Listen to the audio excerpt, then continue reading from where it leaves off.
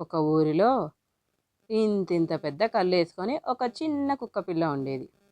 దానికి ఒకరోజు ఆకలి వేసి ఏమైనా ఆహారం దొరుకుతుందేమో అని రోడ్డు మీద అటూ ఇటూ వెతకసాగింది. అలా వెతుకుతున్నప్పుడు దానికి ఒక మాంసపు ఎముక దొరికింది.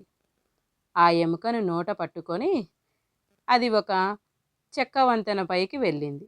అలా వెళ్తూ ఉన్నప్పుడు నీటిలోకి తొంగి చూసింది. నీటిలో దాని నీడను చూసి, అరే, ఇదేదో ఇంకో కుక్కలాగా ఉంది, దాని నోటిలో ఇంకా పెద్ద ఎముక ఉంది, దానిని తీసుకుందాము అని నీటిలోకి దిగింది.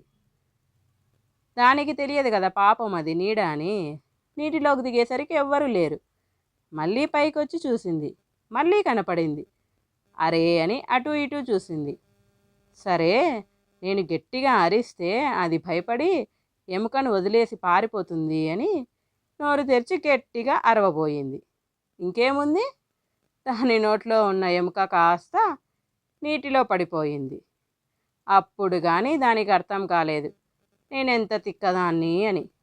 ఏం చేస్తాం పాపం, ఆ నీటిలో ఎముక కాస్త కొట్టుకుంటూ పోయింది.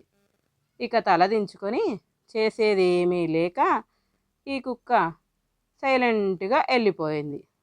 దీనివలన నీతి ఏమిటంటే, ఎప్పుడైనా మనకు ఉన్నదానితో సంతృప్తి చెందాలి.